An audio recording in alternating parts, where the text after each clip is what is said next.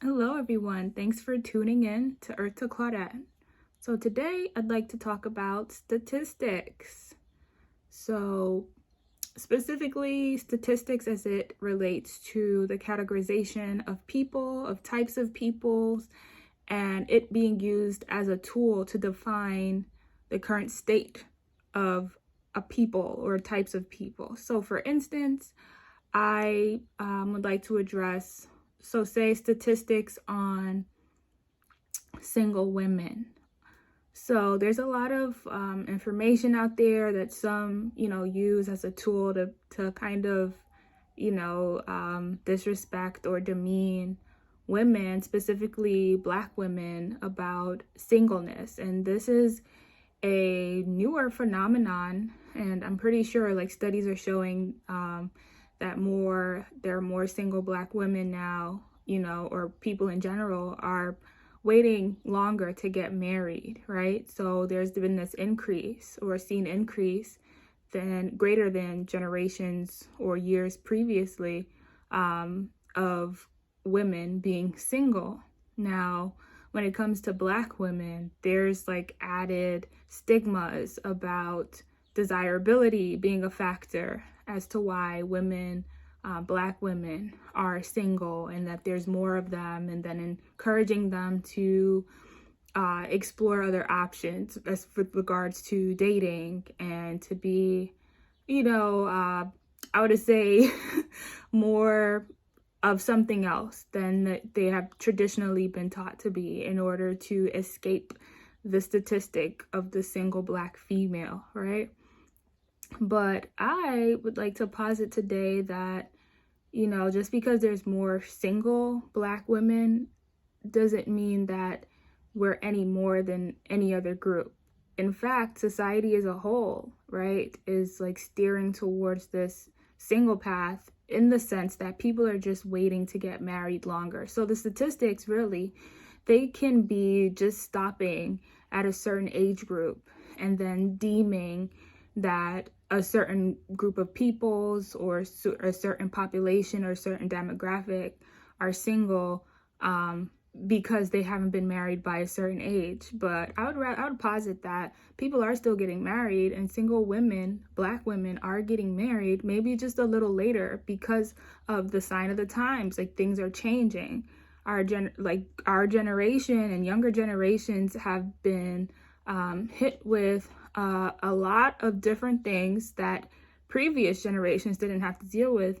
One of them being student loan pressures to pursue education and to have careers, and a lot of women were encouraged in the past to not work, really, just to be housewives. But now that's not really a realistic expectation for many women who have tons of responsibilities, have different dreams and desires, and finally feel that they're in a place where they can soar and explore their dreams, and that barriers and glass ceilings are being broken down so they can become what they didn't see their mother or their grandmother do. So all of those things tie into why certain people, specifically Black women, may be single and may be getting married later. And statistics can be unfair in that it doesn't capture that type of data. It doesn't have an input. Like, whoever is doing the statistics, whatever model that they're using to craft this information, they seldomly tap into those nuances, nor do they tap into the global picture of Blackness. Like, Blackness isn't just one thing. There's so much diversity within Blackness, right? So yes, we have African Americans.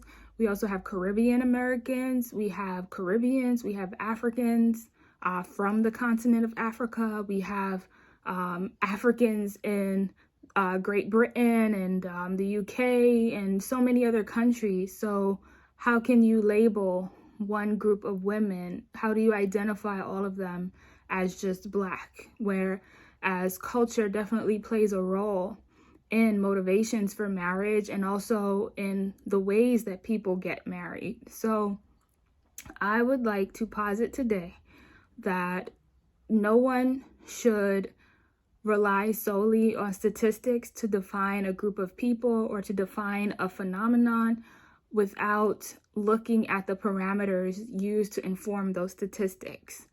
I would also posit that people should not be dismayed or be discouraged by statistics that they see that they may, by outward appearance or by circumstance, happen to fall into. Because, if you believe those statistics about yourself, it can create a very negative self-view. And it could be deleterious to one's confidence and self-image and hope for the future.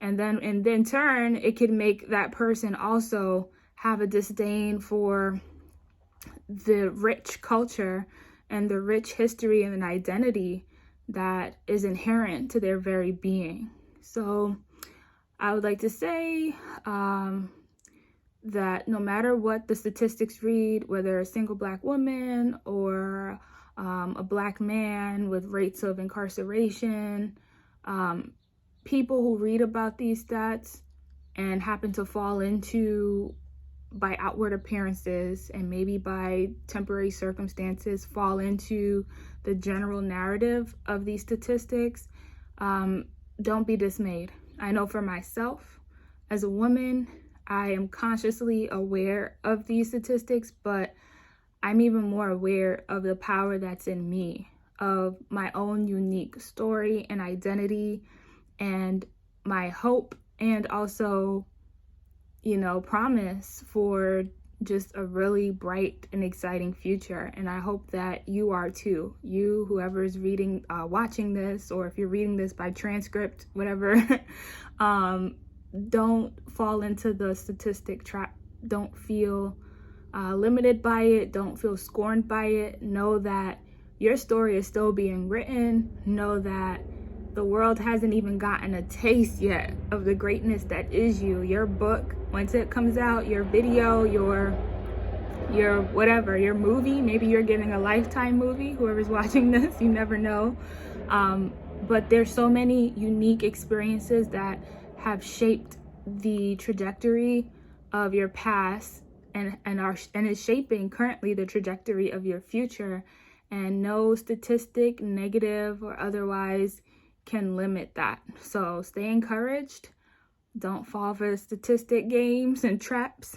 Yes, we use them to, think critically about what's going on, but just know, it doesn't stop, with you. That story is not your story. You don't have to take it on or hold on to it or carry it like a weight, because the greatness in you has yet to be written about, has yet to be shown. So just keep going and stay encouraged.